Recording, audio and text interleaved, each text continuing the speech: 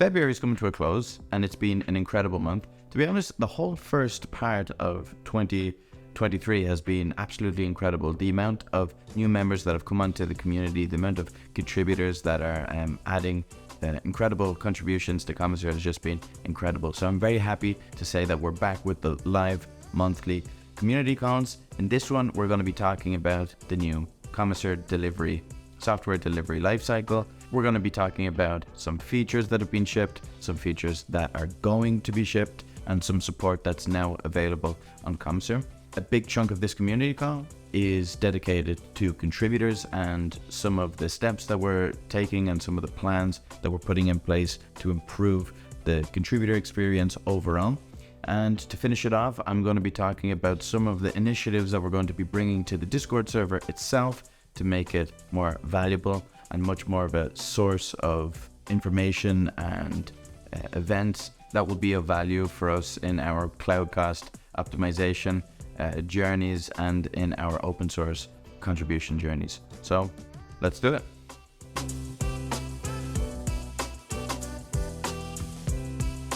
Welcome everybody.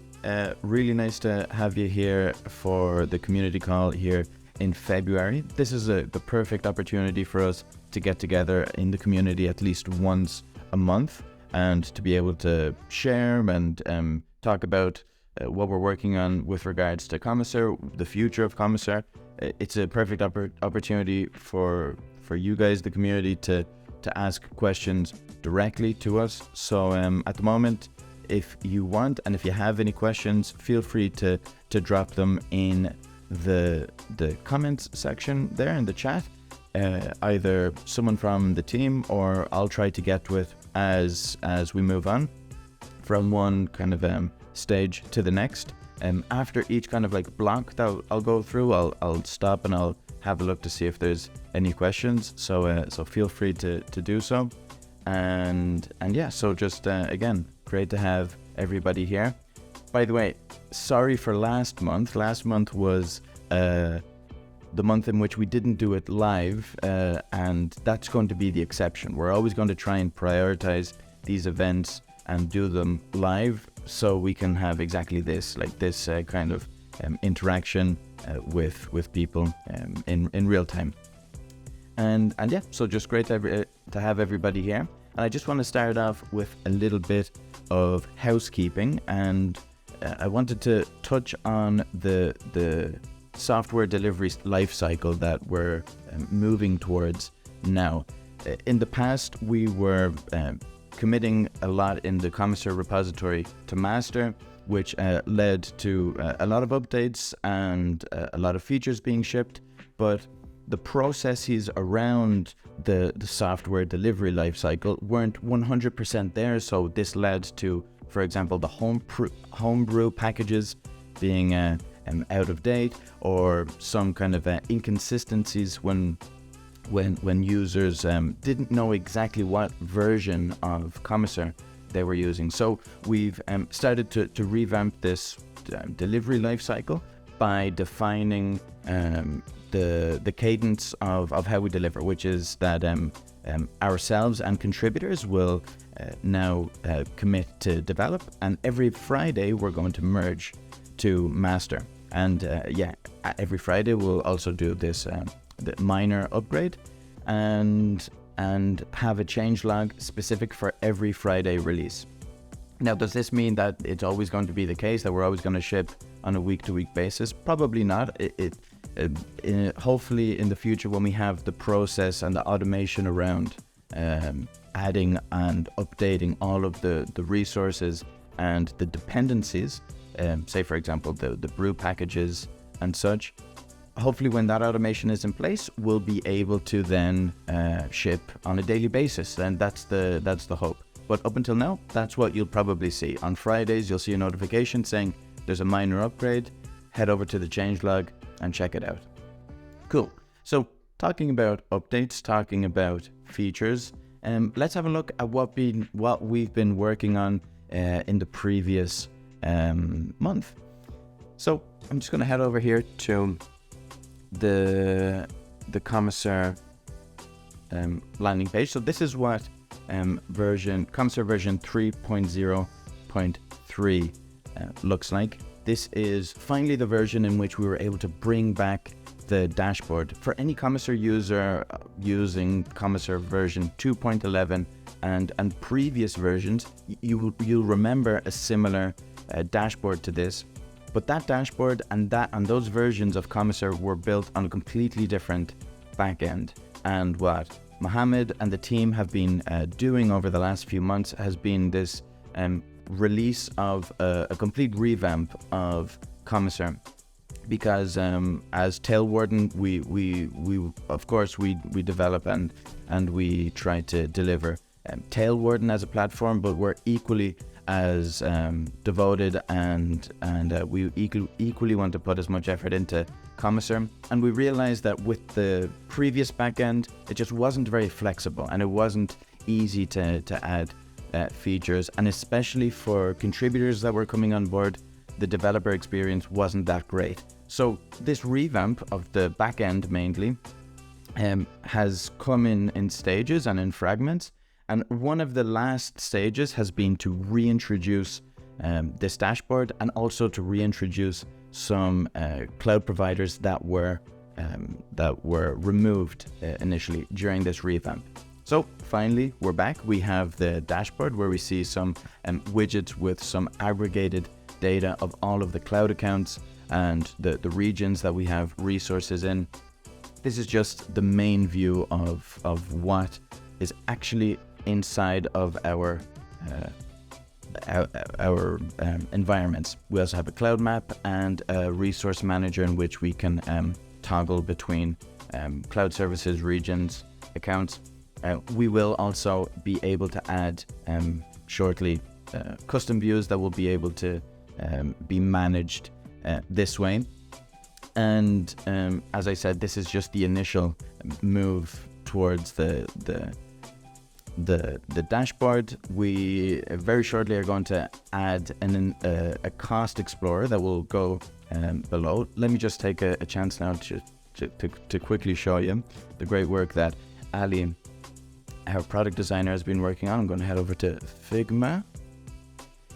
So here are some wireframes of what the cost explorer is going to look like. This is going to be a widget that will go underneath the dashboard that's live at the moment, in which we're going to be able to compare not only cloud providers and services and regions, but we'll also be able to compare the cost breakdown of our specific custom views that we've created in the inventory section of Komisar.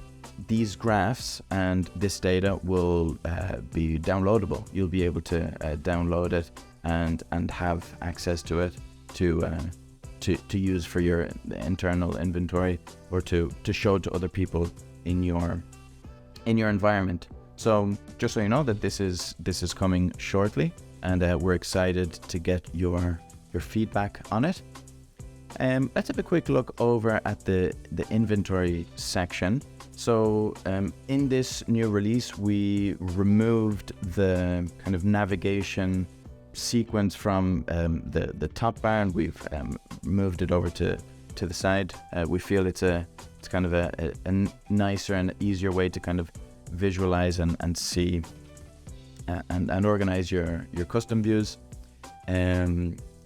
Another thing that we're going to be adding very shortly to the custom views that you already know.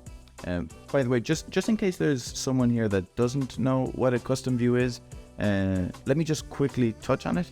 So say, for example, I'm looking at all of my resources here, but I don't necessarily want to, every time I come into Komisar, look at all of the resources that I have in all of my environments. I want to, say, for example, only see the resources that I have in my Civo account. So I can go over, filter by cloud provider, go into Civo, and these are my Civo resources. I can then save it as a view, Civo resources, and there we go. And we can save it and have quick access to it here. So this is fine. We can go over to the name of the custom view and edit and duplicate it or copy it as copy the link, share it with other people. An expansion that we have, a feature that we're going to deliver quite shortly also, is going to be inside of the Cloud Insights kind of umbrella. We're going to deliver a few features inside the Cloud Insights kind of concept. One of the Cloud Insights that we want to give is the ability for you to alert on the custom views, and you'll be able to create these alerts at the level of the custom view. So let's see how that would look like. So I'm just gonna head back over to Figma, and I'm looking at a custom view here, similar to what we were just looking at. And over here, when we press the toggle, we'll have this this fold down, and in which we can edit, duplicate, but we're also going to be able to set an alert, and the alerts will then be in the custom view drop down panel, and we'll be able to manage them from there. So what kind of alerts can we set up? We're going to be able to set up two types of alerts at the beginning. One which uses cost as a metric, and one that uses the actual number, the number of resources as a metric. So we can set a percentage, or we can set a number as the threshold, and this alert will be integrated with Slack, and anytime that this alert is breached, or if this metric is breached, you will get a notification via Slack. Now, the idea is that, of course, Komiser is fine, but you don't want to be looking at it all the time. So with this, hopefully you'll be able to set specific alerts to the specific custom views that are important to you. And that way you'll always know if, say for example, if an auto scaling group scales out to a crazy amount that you weren't expecting, or suddenly there's a spike in cost that you weren't expecting. Traditionally, you would only know that if you set up alerts in the cloud providers. But now you're going to be able to set up alerts that, of course, are leveraged over various cloud providers, just leveraged on the way that you create your custom views. So giving you more kind of flexibility on the information that you want to know. Cool. So let's go back over to the Komiser dashboard. Apart from these visual updates that we've shipped, we've also added support for Azure, Scaleway, and as of today is Friday, so it's the day that we ship, we'll be shipping version 3.0.4, in which GCP will be added. And as you can see, as of yesterday, if you go over to the documentation, let's head over to Docs. You will now be able to find instructions on how to integrate your Azure accounts. So this is now something that you're going to be able to use, and hopefully you get some value out of it.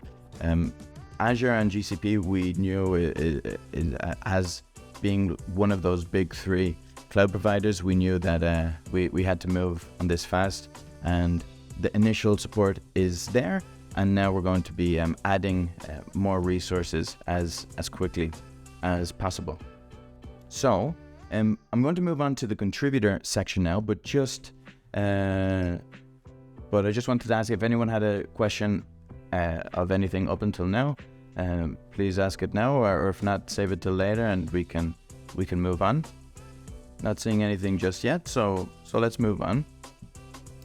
So the contributor section. So thanks a million to everyone. Of course, without a doubt, it's just incredible to see all of the activity, all of the amount, the huge amount of people that are adding, adding to the conversation in Discord and adding their contributions to Komiser directly by closing issues on the repository.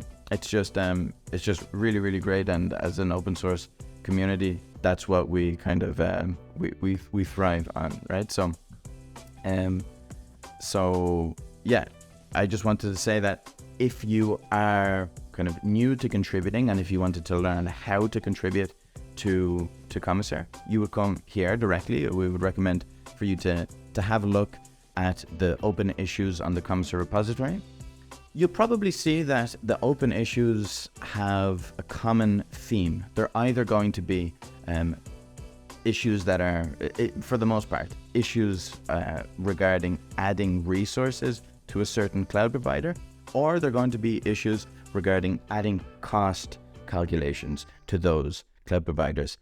This is due to the fact of the nature of Komisar. We are trying to build a tool that integrates with a bunch of different cloud providers, a bunch of different data sources of areas where our resources are. And so with every new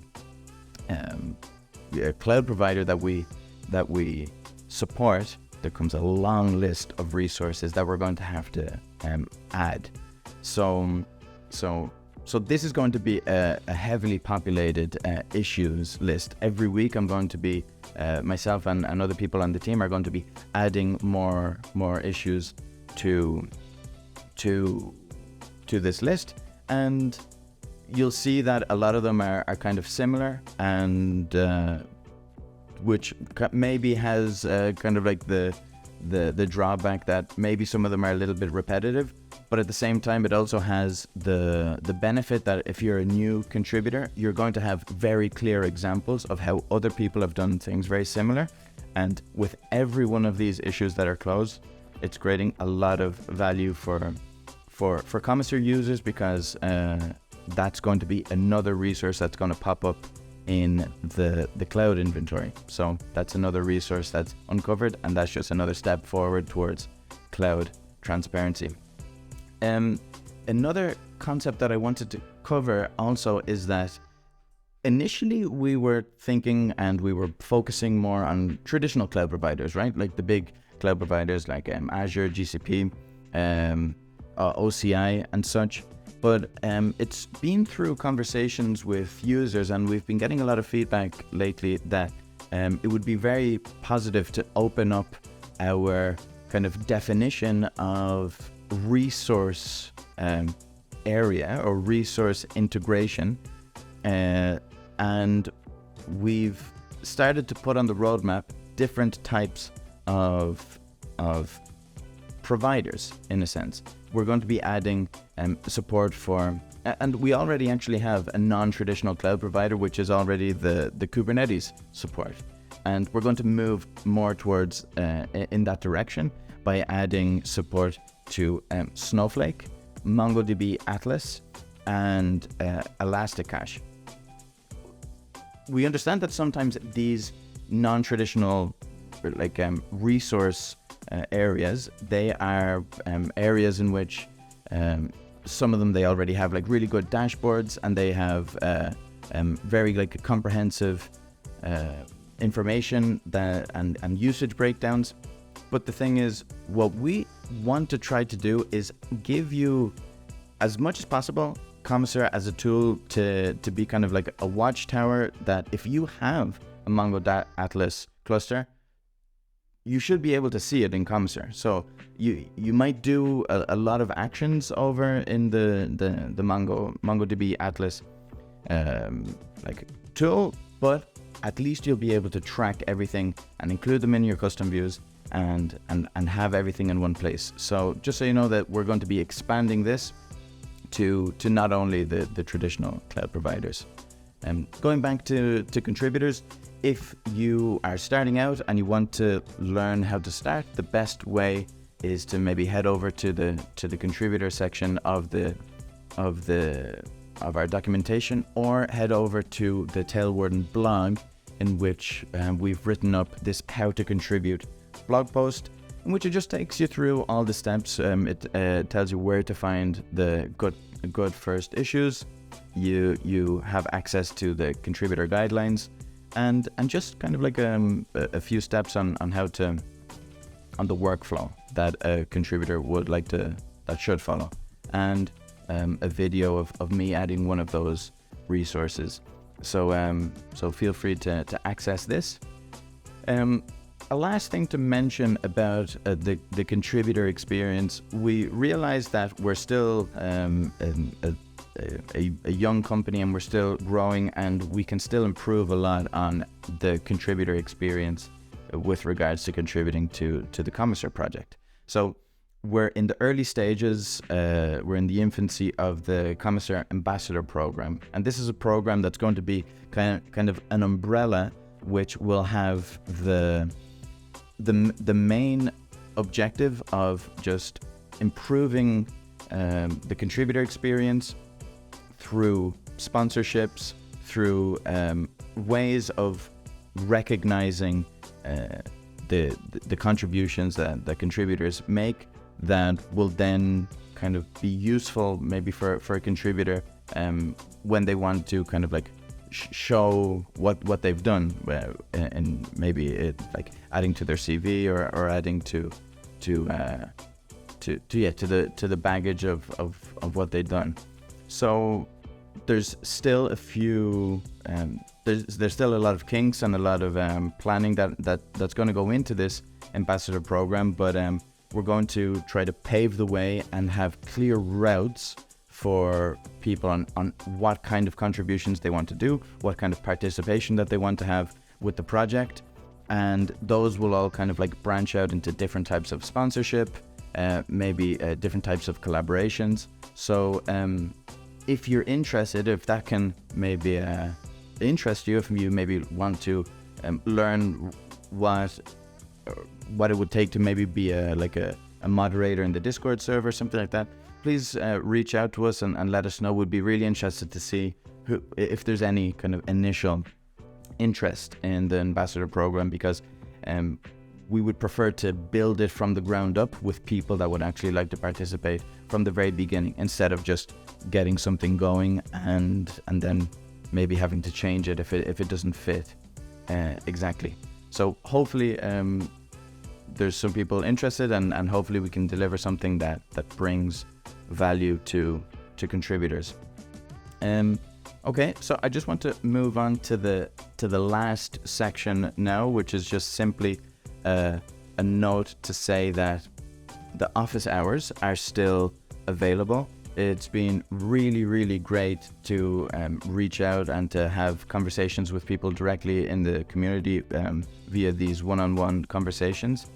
Remember what I mentioned about the integration idea for Snowflake, Elasticsearch, and MongoDB Atlas? Those ideas and that feedback came directly through conversations through the office hours. So head on over to my Calendly, which is at /Jake-Tailwarden, if you want to book a conversation and we can talk about Komisar, we can talk about whatever you want, the open source contributions or just what the weather is like in your part of the world. So to wrap up, the last thing that maybe could be kind of like considered inside the ambassador program, but to be honest, it's not specific to the ambassador program.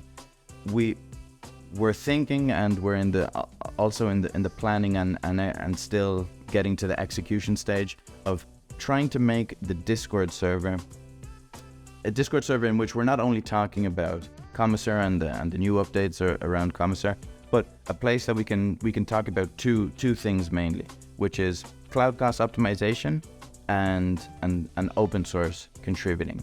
So we're going to start implementing different activities and events. For example, we're thinking of putting together like a monthly challenge in which contributors will have like a route of kind of bases that they might want to hit to kind of like reach a certain to get a certain prize or reach a certain status. We're thinking of doing lunch and learn sessions. So these are going to be live sessions on the Discord server with amongst ourselves, a book club, peer review.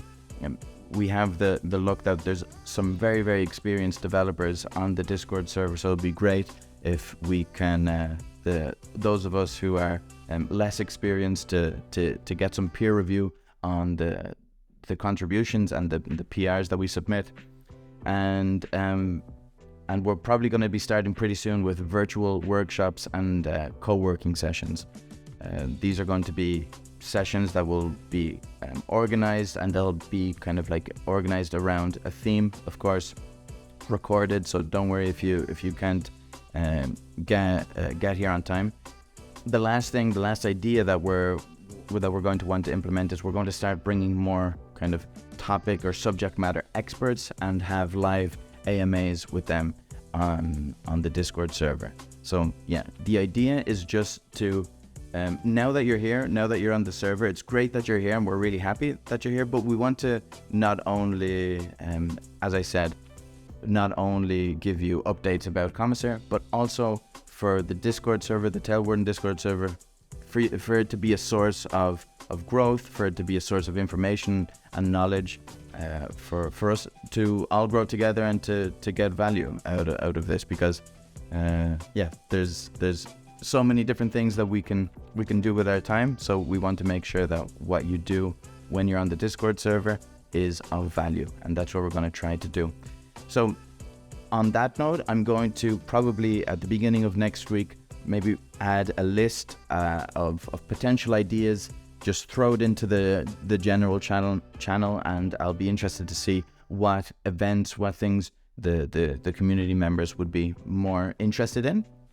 So if I can get your engagement on that and opinion on that, that would be great. So sorry about that. That was a lot of talking from me. If you have any questions, please write them up in the chat now. I'll be happy to get to them.